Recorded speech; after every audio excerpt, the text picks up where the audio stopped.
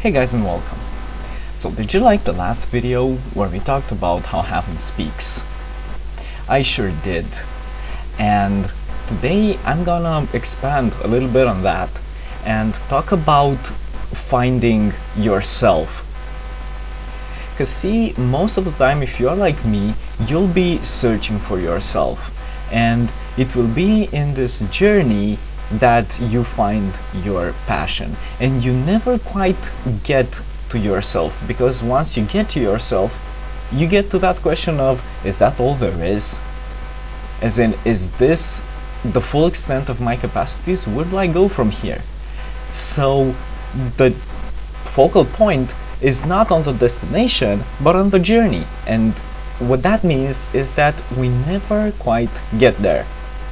So the symbol would be that of the Ouroboros, the coiled serpent that is constantly eating itself. In a way, we're just like that. In a way, we're always chasing after our own tail and never quite catching it. Because if we would catch it, then we would become still. And we don't want to become still. We want to keep going and keep going and keep going and keep growing. And I found myself meditating on what is life and how do you recognize life. For example, you recognize life in a human or in an animal or in a plant, and you say they have life. But for example, in a light post or in a building, you say they don't have life. Well, what's the characteristic?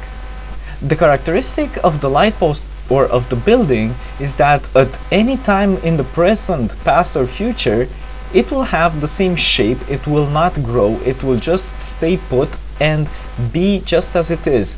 But for example, in a human or in an animal or in a plant, each of those will grow.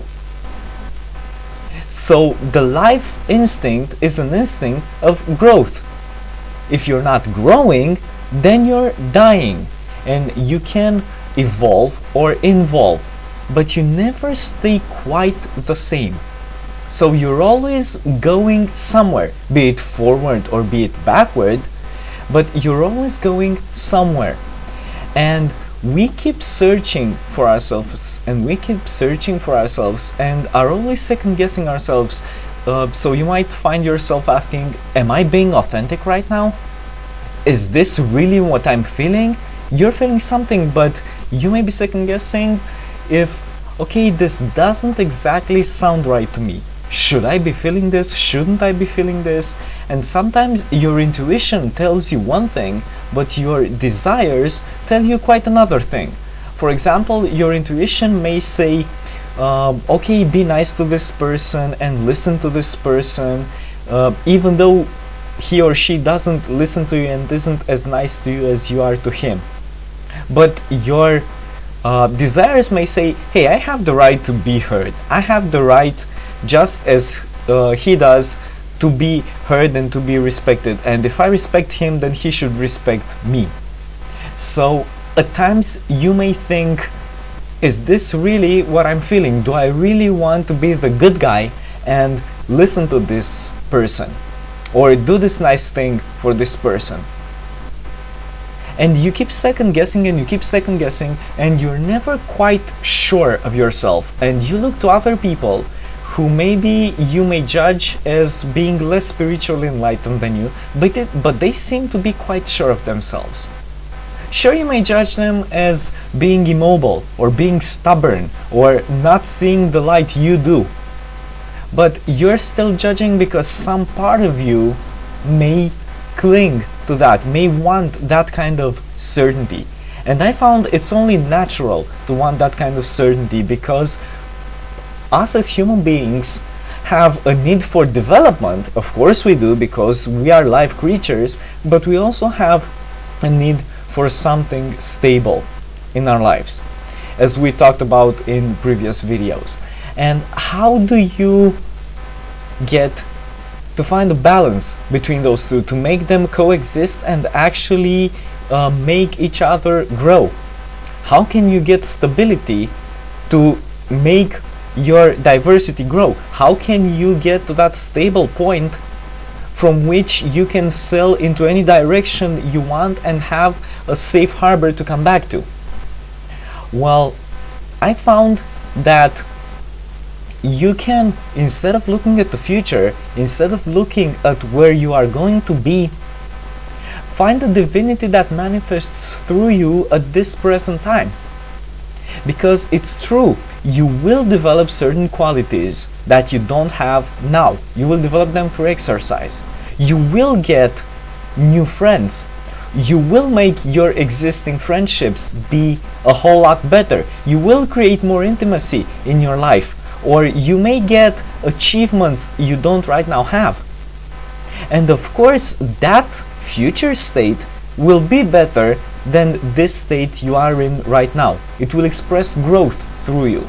But does that mean that this particular state you're in right now isn't good? Of course, you may say it isn't as good as that future state you are going to be in. But if you're always looking to the future, you don't have eyes for the miracle that is already here. That doesn't mean that the future is less miraculous. But in watching that future state you are going to be in watching that achievement you are going to eventually have, do not disregard the present moment.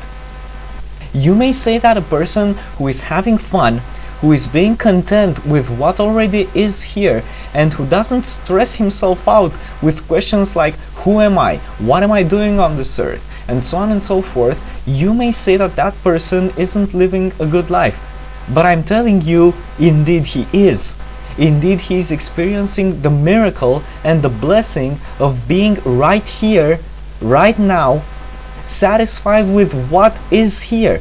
That doesn't mean he doesn't want something better. That just means he recognizes that what is here right now is indeed a blessing. And indeed it is so. All of the future possibilities are out there for you to create. But does that mean that who you are right now, what you have right now, the way you are being treated right now, is less of a miracle than what is going to be in your life? Or who you are going to be? I'm telling you that is not so. Everything is a miracle. This and that and what was. Are you better today? Are you more wise or more apt today to perform a certain task than you were yesterday? Of course you are. Are you better than you were a couple of years ago? Of course you are. Did you grow? Of course you did. But who you were back then is just as good as who you are right now and who you are going to be in the future. Of course you are undergoing a process of development. Of course you are purging what is impure in you and bringing out more of what is pure. But the impure and the pure are all parts of the same divine manifestation in you. So judge not another, and judge especially not yourself for being who you were. Who you were was the parent of who you are. You couldn't be where you are if you didn't go through who you were. You couldn't do the things you do right now if you didn't do the things you did in the past. So instead of blaming the past, you now found a reason to bless your past. And instead of longing for the future, let it be.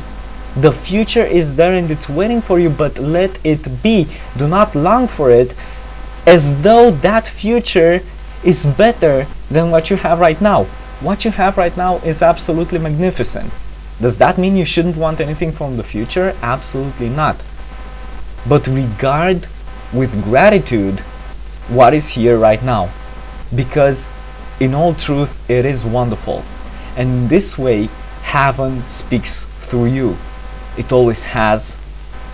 It is right now speaking through you, and it always will speak through you. Be blessed, my friend.